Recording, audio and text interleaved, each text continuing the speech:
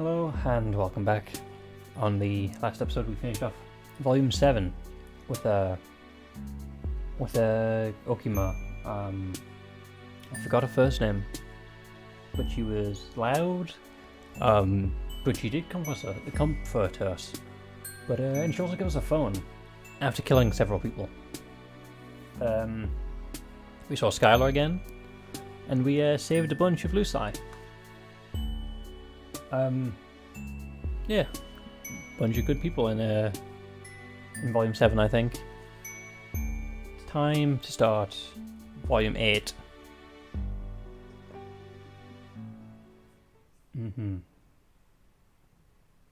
Volume 8 of Stresses, Songs and Otherwise. Another night, another ramble. A classic song comes back to you as you continue your way home. Your way. Some of that good old earth wisdom about a specific kind of footwear being made for walking. You wish you had that kind of footwear right now, in this current chapter of your life, or any footwear for that matter. But you've definitely learned your lesson about getting overexcited about the prospect of a new friend, and running out in nothing but a bathrobe. Oh, who are you kidding? Maybe not in that particular bathrobe way, but chances are high that wasn't the last time you'll fly off fly off into the buoyant afterglow of an intense friendagasm. Gross. Okay. For a second, I thought you were just miserable when we highlighted you. Tyzias Entykk. Just up ahead, you see a troll leave her hive, muttering to herself. She's holding an unstable mountain of papers and books in one arm, using her free arm to hold a mug steady. She isn't paying attention to you, which is fine. Don't get it twisted. You'd love to make another friend. You just understand now that it's a weird flight thing. Some trolls you mesh with, some you don't. Smile at her just in case, but when she walks right by you without stopping, you shrug. This planet is chock full of friendable weirdos. You'll live. You only take a few more steps before the sound of her absolutely eating crap on the sidewalk makes you turn. It happens fast enough, so you only really see the aftermath of the upended books and papers raining down in an impressively wide circle around her. Globes. Rock. She sits up, and that's as far as she bothers to get. After taking a sip of a mug, which is somehow it must have stayed level in her grip during the fall, she sighs and gets to work, gathering it all back up with a free hand. This checks out. As a thing that would happen to me. It's not like I have anything else to be doing. You've seen a teen movie or two in your day. You know this trope. The cool kid helps the unpopular nerd after they fall like a chump and embarrass themselves. Then slowly the pair establish trust. By the time the credits roll, they've gone and fallen in love. Not that you necessarily want to fall in love, or that you're under the delusion that you're in any way cooler than her, but still. It's tired and true. And also, like, a pretty standard decent person thing to do. So like the decent person you hope to be, you skedaddle over. You stop short just in front of her wide-flung ring of items. You want to make sure she's not going to yell at you or murder you or anything before you interfere. What? JK. I busted my behind. I know it's a scene. Well, what are you waiting for? Be a good bystander and stop standing by. She gestures kind of all around her, and that's confirmation enough. You bend to pick up a heavy-looking book, and there it is, emblazoned right on the cover. A gavel, a humongo, a humongous thing of judgment, impediment, too, which spines all around the handle. Dread creeps up your spine. You slowly slide your gaze to the book covers of to its owner. She doesn't have any ostentatiously blood-colored themed clothes on. Though, wow, she's sporting socks and sandals. Maybe you're cooler than her. Maybe you are cooler than her after all. But the very prominent eye bags are a tinged teal. Globes. A lawyer. It's not that you don't appreciate your one lawyer friend for who he is. It's just you have it in you to sneak your way into the heart of another. You got kind of lucky last time. The scales of judgment in your heart start weighing your chances. Cool. Time save. On number 6. Number 6, please. There we go. Struggling with. See, things are going wrong for everybody. Ignore. Save. Come on. Cool. Keep standing there, but paralyzed by choice. That's clearly the wrong choice. So let's do it. Kinda can't look away from that gavel. Those spines could really stab a person's skull right open, huh? Wow. Thanks for all the standing around and staring assistance. It's really helping a lot. Definitely can't do that on my own. You're still stuck on that image. She stands up, grumbling, and snatches the book out of your grasp. She turns, waving in a dismissive hand to you. Never mind. Now you're just in my way. She doesn't tell you to leave, but she stops acknowledging you. Which you figure is pretty much the same thing. You were iffy about this one from the start, but damn, it turns out rejection still stings. That is an interesting gavel. Yeah. Okay, nice and easy. Pick up more papers. You start making a neat pile of all her stuff. After watching you for a second, like she's making sure you're not screwing it up, she dramatically heaves herself onto her feet and joins in the effort. I don't have time for this. Making sure to keep the B3-4s together in my red folder. You look down at your current pile. B. That's the one with the little hook on top, right? Or is that a G? Sweat pricks at your temple. You picked up a little bit of written Alternia here and there, but you're still nowhere near competent at all. Sifting through the papers, you search for for anything familiar.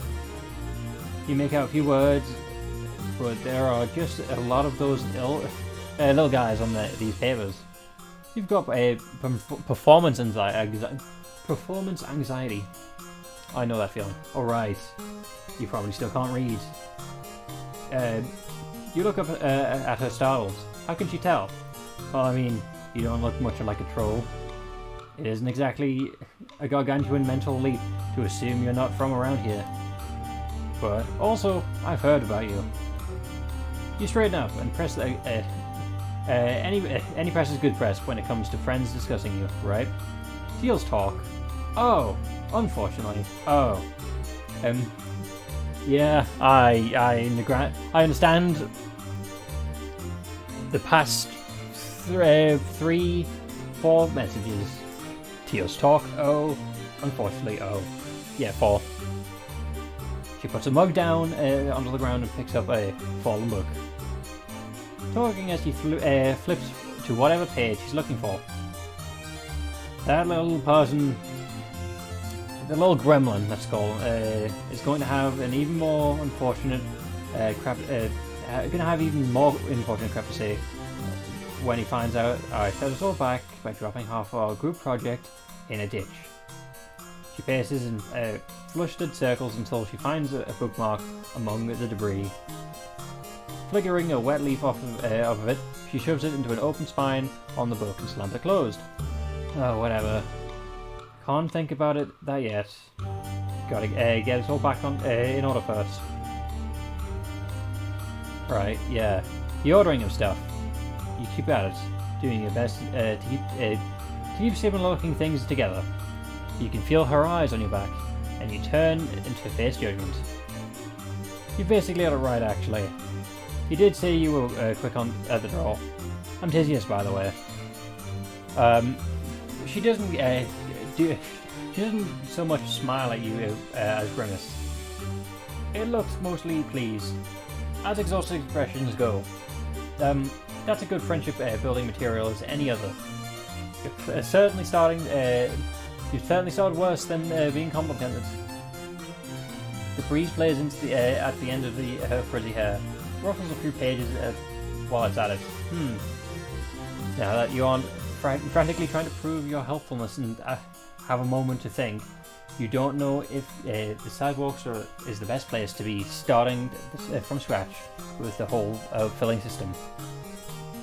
You open your mouth to tell her as much as when a huge Papa Gust flows in Breeze Jr.'s wake. Okay, Papa Gust and Breeze Jr. Blowing the neat stack back into chaos. Mother the grubbing. She sinks slowly back down into the snow globe. Snow globe of paper, taking up a long sip of her mug sitting next to her, and then tilts her head back and unleashes a single deep gulp of hollow. You scroll around, catching documents out of the air until the gust is gone. It's not that Tyzias doesn't seem capable, it's just that she seems a bit burnt out. You know what it's like to feel like you're at the end of your rope. So now that you have half a swinging grab at a handle and things here, you feel like it's your turn to do the heavy friendship lifting. Cool. Saving number 2 was a lot better than saving number 1. Suggest that small breather might help. Offer to help organize all her.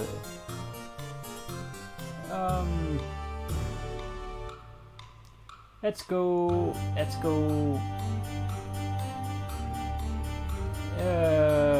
Do we go inside? Yeah, let's go inside. Why not? You might. Your night is pretty wide open. You wouldn't mind moving this operation to a less windy location and getting it together for real. Yeah, alright. She still sits there, kind of dazed. Dazedly? So you take over. It feels nice to me to be useful. Even if you're not super confident about your skills, you at least know how to make a meme pile. After you make a handful of them, she moves over to join you in an effort. So you shush her back down. You're helpful McHelpfulson, and you've got it. Cool, as long as we've got it. She makes a non-committal noise and watches you work. You try not to feel too bad when she winces at a few of your sorting decisions. She doesn't stop you, at least. Okay, cool. She scrunches up her face and yawns, which catches you off guard. Man, she really is wiped. You look away from her and the paper you were grabbed onto. You were about to grab, but it's not there. Maybe you blew into another stack, or maybe you picked it up already and forgot. Yeah, that's probably right. Anyway, she had her eyes closed, so she didn't notice. It'll be fine. Once you have everything kind of together, you help her to your feet. You're probably sure that was the hive you just walked out of. So you ask if you should go there. No, I was headed to the book hive. I can take you there. She seems to rally a bit. Now that it's her turn to lead the way, she picks up a hefty stack of the things, bounces her mug on top of it all, and starts walking. Move it or lose it. It being the opportunity to engage in some really tedious micromanagement. See, I can't read natural English sentences, but I can read really extensive numbers of M's. There's no choice to be had, really. You move it. Well, at least we didn't lose it. The book hive is an imposing building. Inside is a series of rooms opening off a central atrium. Sorry. You walk past one of the set double doors, showing a room full of weird statues and display cases.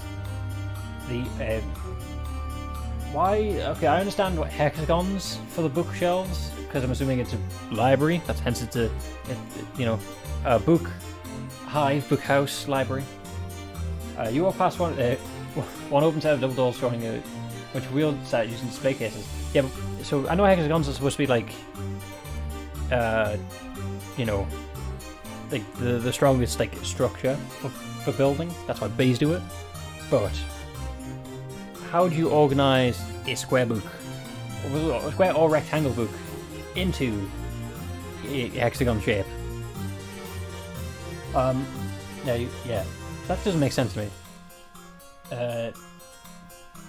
Another one, another bright with a light of dozens of display screens and humming with electricity. Further around the curve in the room, you pass by a room full of brains in the jars. It really looks like brains in a jar. Why is there brains in the jar? There's another, still, a windowless one, ostentatiously secured with multiple padlocks and what looks like a retina scanner. Okay, it seems like a bit excessive for a library of all places.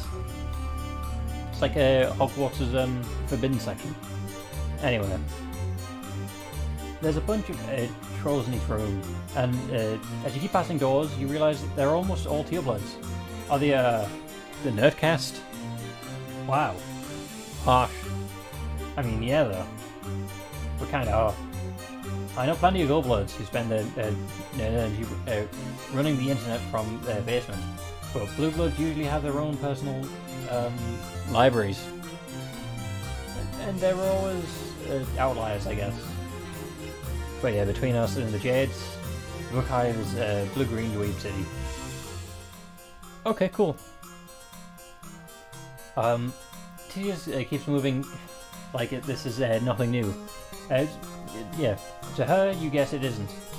She pushes a creaky wooden door and opens to reveal a large study room full of bookshelves and furniture. There are even a few weird-looking ferns decorated in the place. Cool.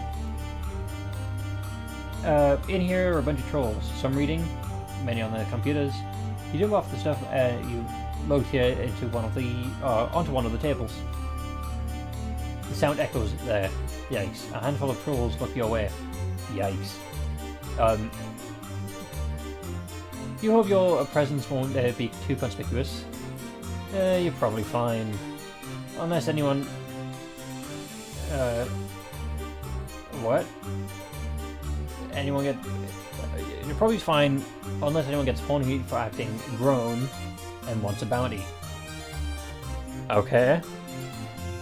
But you're with me, so they probably won't probably won't mess with you. You're a little surprised by that. Tyzias, who slumped down the chair, and it's solidly recognized, reorganized a pile, doesn't exactly give off a brawler aura. No, like they know I'll talk them out of it. Or whine at them about leaving me alone until they do. Cool. That makes you feel safe enough. So, time to do some old-fashioned organisation. What is it this time? What is this big project anyway? It's some nonsense. She stops and puts his eyes around the room, but no one is still paying attention, as far as you can see. She starts speaking again, quieter. An assignment for one of my legislator training courses. We're supposed to choose a prosecutable offence form that scrolls of evisceration, yeah, and list all the potential. She must be able to sense your eyes glazing over the idea of another long and not pleasurable legal jargon ramble, because she cuts herself off there. It's barely worth describing. Grub school level. Honestly, it's extremely tedious to research and then anecdote. especially when you can't find sources that haven't been inscribed since haven't been scrubbed, nice and future. What? Pardon? Okay. That's it. Yeah, I can't make sense of the sentence. Anyway, as long as we get things in the right folder in the right order, we should be good for now. Cool. That's cool. Yeah. Sounds good enough for you. It sounds good enough to you. Plenty of time to chattering and getting to know each other. So she said this was a group project, right? Where are her group members? Shouldn't they be contributing? Ah, like I'd let them. I'm just kidding. I'm very good at allowing people to help me. Evidently. She grits her teeth and nods to you, masterfully setting aside the papers labelled with the letter that looks like a little microscope. Case in point. Anyway, they did their part already. I just wanted to make sure to add the finishing touches. Right then, you hear approaching footsteps. It had better be not some high blood you gotta take out. You mean you'll do it if you have to? It's tired and true. You're just not sure how well this dynamic duo will fare in that case.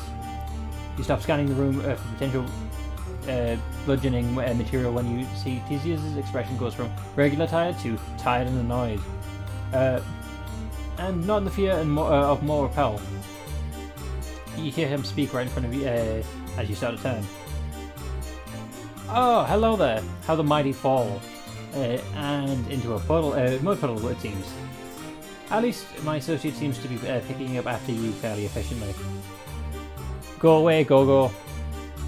We'll have it together in time. You sure don't require any assistance? I'd have to raise my rates for my original offer, but you know it still stands. You did your part already, so spare me both your sales pitch and your company before you give me a second acid tubular ulcer. Cool. So I'm assuming it means a stomachache. Alright. You need to do those final edits of yours. Subtextual anti-establishment agendas don't insert themselves after all. Suit yourself. See you in class. They gave each other an identical but inscrutable hand signal. The huff of perturbalism,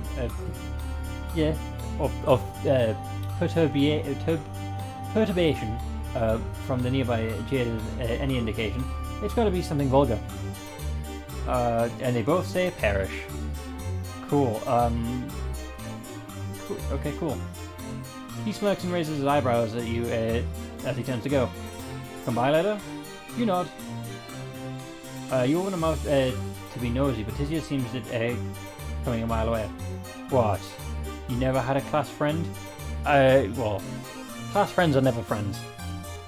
Someone who does good work but is miserable to hang around with? Oh, okay, that's what you mean. I don't have time to waste on more than one thought or on lying to you, so don't blow a brain gasket. Just when you think you have it all, have all the troll dynamics down, you got to make room. You have to make room for that curse nuance. Anyway, you guess it makes sense. You and your troll friends have all kinds of weird vibes for each other too. Whatever works. Exactly. You get back to happily sorting. Tyzias rolls her shoulders and starts leafing through your piles. Where's my... Have you seen handwritten page? It should be here. She starts double checking herself. Her pace doesn't so much as escalate as it does intensify. Her whole body begins to almost gracefully with efficiently. You've got everything right. I thought I watched where it all went. I could have sworn I saw it land. You can help her redo the lost page. It shouldn't be too hard to recreate. That doesn't help. She glares at you and starts forcefully whispering. Still double checking the piles without looking. Like she knows them by touch. You don't understand. Those were my personal notes on an extremely sensitive topic I discovered while researching. I was only planning on using it to inform my stance. It's not to turn in with the rest. It's not here. She stops her futile research down with the rest, whatever in her mug, and holds her head in her hand. She is screwed. I might as well lay down right here until moss grows on my dissected body. That's dramatic. You don't want her to blame. You don't want to blame her or anything, especially since it's possibly sort of your fault it's lost. But you still want to give her hope. Maybe next time she could use Google Docs. It won't blow away, and it has a collaboration setting. You've used them with. Her head pops back up. Her feature select. Can't use Google Docs for this. Are you listening? That was the whole point. You know who owns that, right? Every document is monitored. Analog is what the only way to do anything. Unless you know how to get me into the dark web. Oop. The dark web. Unless you know how to get me in the dark web, which I doubt. Okay. If someone found it, if my handwriting is recognized, I'm dead. Then I'll never be able to. She trails off. Just sort of slumps in a seat, staring into the void. Crap. You really messed up. You admit to her that you may not have allowed one page to be blown away when you weren't paying attention. And it could possibly been that one. Great. Can't believe I was stupid enough to let someone else handle things. I was just so tired. Her shoulders start shaking a bit. Oh no. She doesn't cry, but you almost wish she would. The way she just keeps blinking back her tears and hiding her face in her arms is worse. It feels invasive to watch, and thankfully it doesn't last. She sniffs once and clears her throat, and wipes her face with her sleeve. Silently, she stacks all her things back into a pile. Okay, I need to retrace my steps. Maybe it hasn't been spotted yet. Maybe it'll be okay. It won't. But oh well. She reaches to help, despite to fix the situation. But she gingerly picks your hand off of one of her books and drops it on your lap. Your stomach sinks to join it. No, don't worry, I've got it. She wrestles it all into a precarious heap in her arms. It wobbles once she makes her way unsteadily to the door, but she catches it herself. Head high, she keeps walking. It doesn't look back. Oh man, that sucks. Especially, this image is the worst. Anyway, well, I was right. I guess I was lucky to get the wrong one first. Anyway, suggest that a small breather might help. You know a breaking point when you see one. You weren't expecting so early in a potential friendship encounter, but still, it's clear that this troll needs some time to chill. This is a mess, yeah? She swings the pendulum on her chin over to glare dead-ended knives at your gut. Okay, yes, it's a mess, but it seems like maybe, just perhaps, it would be the best to sort of put the pin in all that, to suck it in and out of our insulation sacks or whatever, and just get it out together for a minute. There were projects wherever Ace, when the clear leader was not at a peak mental performance. She wrinkles her nose and closes her eyes. You know what? Fine. Forget it. Not all of it, of course. But this is Neighbour specifically, and everything and anyone I know or have thought extensively about before in my life. So that just leaves you. What do you have in mind, friend? Because I'm all out of ideas. That word still does a number on you, no matter how many times you hear it used so flippantly. You have an idea already, so you hurriedly gather her stuff into extremely unorganized piles, which she drops off into a hive and deals with later. You half expect her to not come back out, but she does. She keeps only one heavily annotated tome and a mug, which she nods when she speaks. You know, I know. But these are for just in case. Anyway, what do you ask? With a salute and a few gentle tugs at Tyzias' sleeve, you keep moving and you get going. You and your Alternian pals have taken turns leading each other to some pretty wild places in your time here. The place that you take Tyzias to, though, is somewhere you haven't shared with anyone. It's where you come back to on days when you can't find a friend, or don't want to impose on any of the ones you've made. It's on the outskirts of town, where the buildings are spread thinner until the landscape cuts upward into a jagged cliff face, bolted into the side of the rock tower, or what's left of one. So in the background, we are currently just living on that cliff. Okay, it's basically a heap of scaffolding and rusted out ladders holding up half-covered platform, but it's been a good place to staunch bleeding and stargazing. Cool. Do I give off an outdoorsy vibe to you? Does my half-untucked button up and paltry muscle mass scream? Would love to scurry up a dilapidated relic. You'd worry about her hating your plan, but you kind of feel like she'd complain no matter where you took her. And at this point, the die is cast. So, heave ho, you say. It's stronger than it looks. You offer to hold her stuff while doing the ascents. She gives you the book, but clutches the mug against the chest.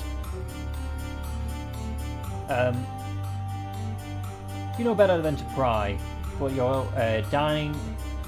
You're dying a little, wondering why she's so weird about it. Unless she's got liquor made out of the scare in there, or maybe her losers gave her the mug so it's special. Could be both. Shrug. You started climbing. Like you thought you would. She follows you, and like before, she complains about it the whole time. And like the structure itself, you both weather it fine. And at the top, she looks around. Is this your hive? It's more like a hideout.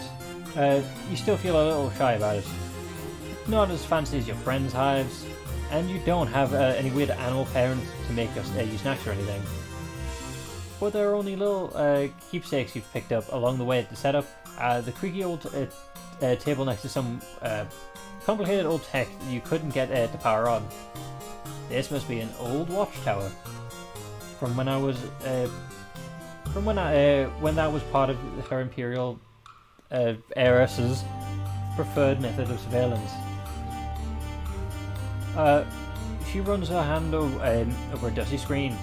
Oh, Trizza, you learned about her? No. Her bigger, badder, off-world counterpart, the Condus. Shout out to the Condus, apparently. You look at the rusted barrel for some sort of terrifying weapon mounted in the corner, and then out over the landscape and sprawling in the town. Cool. That's nice. In the distance, smoke rises from a freshly demolished hive, glinting at the moonlight, drones circling like buzzards. It's like you've been here for a while then. You sit down, your legs dangling off to the side of the platform. Tyzias joins you, a safe distance away from the edge. That is one hell of an understatement. But yeah, we've got a time-honored status code in operation here. Cool. Streamlined, efficient. Oh no, it'd just be efficient, isn't it? Brutal. Okay. Unless it's just streamlined, efficient, and brutal. Unless you just keep adding it each time she says it. Tyzias looks miserable. That's not what you were going for. You summon a good old Roy G. Biv in your head for the 1000th time. She should be safe, right? Teals are middle class. And anyway, she's a lawyer, so she's got the power. She's got the powers that be on her side. Saying so doesn't make it cheer up at all. I mean, you're not wrong, but being in the position to benefit from the system doesn't make the system more morally palatable or palatable. And if I'm being real about it, it's more me being forced to uphold it than anything else.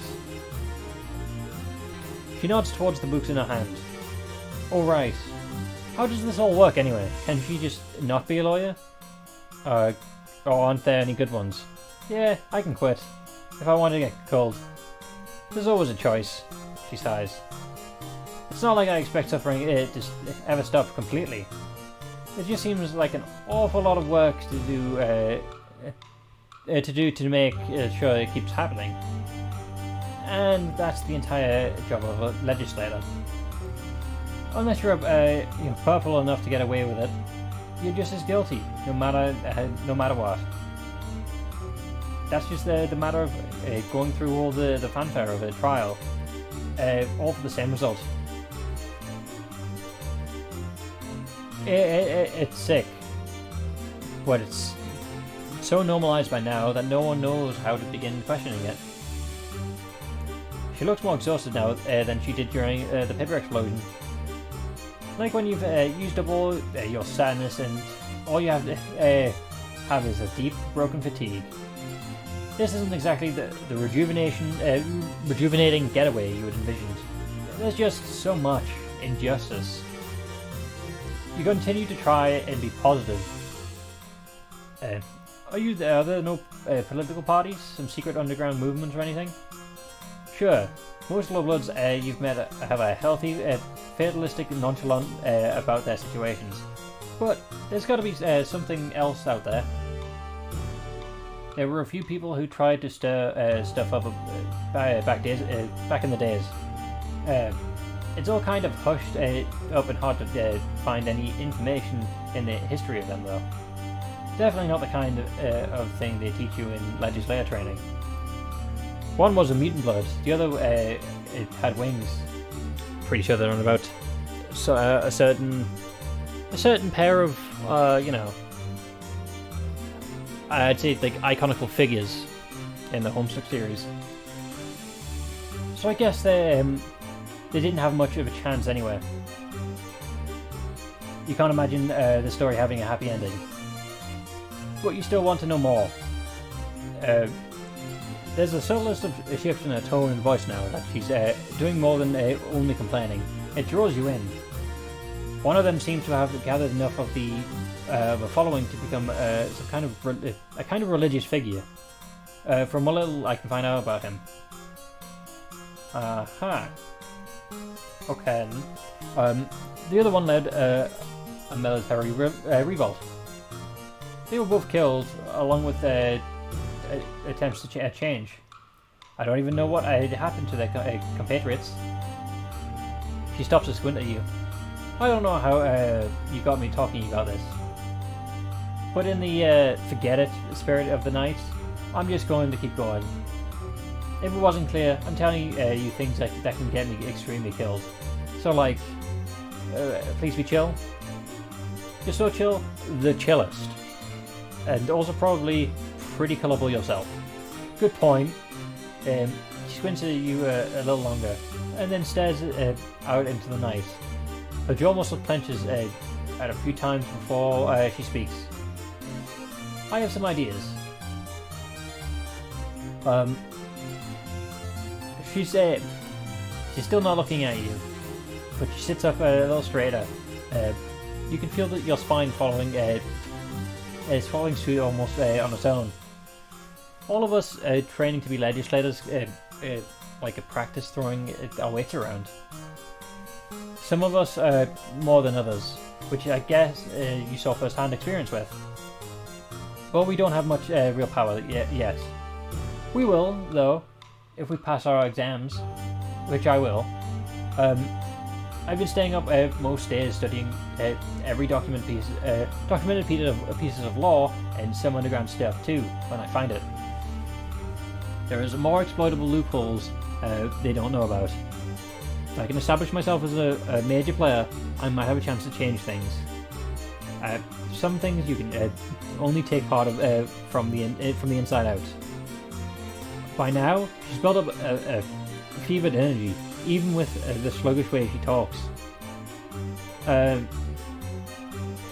When you shift in your seat, she kind of snaps at you. Out of it, sorry. Oh, sorry. Yes, I got a little worked up. I don't exactly get to talk about this very often. It's kind of overwhelming to think about how messed up every little thing is all the time. But now that I see clearly, I can't not do something. It's a little. It's like Alternia is a giant fireball. Sorry. It's like Alternia is a giant fire, and I'm peeing on it on a tiny corner of it, while the rest of everything burns up around me. Your brain is buzzing with how real all that felt. You can't really add anything to it, so you just nod. Are things less abysmal where you from? Oh boy, in ways, yeah. At home, the accused is called the defendant, at least. As in, they get a defense. Her eyes brighten. That's exactly what I'm talking about. Does your justice system work? You exhale slowly, trying to buy yourself some time to encapsulate all the times your planet's various various cultures, societal structures, and similarly overwhelming list of injustices in an intellectual blurb. You settle on, not always, not for everyone. Her last is short and hollow. So much for enlightened life forms existing somewhere in the universe. You guess until a more kind and just alien life form comes to take over, you'll just have to make do with each other. Yeah, you're not so bad. I take on an impressive regimen with you anytime. She gives you an arm. She gives your arm an awkward tap with her fist, and then looks back over the ledge. Anyway, I'm no religious figure or military strategist. There's got to be something out there, someone out there who is. Got to be what skills I haven't said. So yeah, got to use skills I haven't said, I guess, until I find them. What the hell else would I do with my time? Keep peeing on the fire is the best anyone can do, you reckon? That and get others hydrated enough to do the same. She laughs. Keep on peeing, huh? I'll drink to that. She takes a big swig of a mug. After a beat, she silently, but without looking at you, extends her arm your way. It doesn't look like the scarab, but you've been burned before. It won't kill you. You're not sure what it will do, but Tyzias is truthful, if nothing else. So bottoms up. What the hell? It's water. Jesus grins and taps the temple with a claw. Gotta give the people something. Otherwise, they might think I'm the way I am on my own. Then where would we be? I don't know. Oop, sorry. Skipped it again. History. You don't know. Letting people in could be helpful. You know, sometimes. Sheesh. I'm fine. You're not convinced. Okay, I'll admit it. It's not a bad idea to relax every once in a while. You get your priorities straight. This was a decent time. You're glad she's glad. But you mostly just talked about the whole time about the same stuff that she was overwhelmed to begin with. Does that even count? You learned a lot, but she still looks pretty twifed. As soon as you think that, she yawns. She's so driven. You shiver a bit when you imagine what she could do if she took the time to rest for real. You pat a pile of blankets next to you.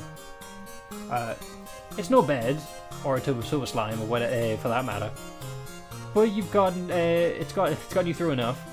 She looks pretty whirly at it. and yawns again. I guess my Lucius and my mate spirit will just think I'm at the book hive anyway. One little nap won't hurt.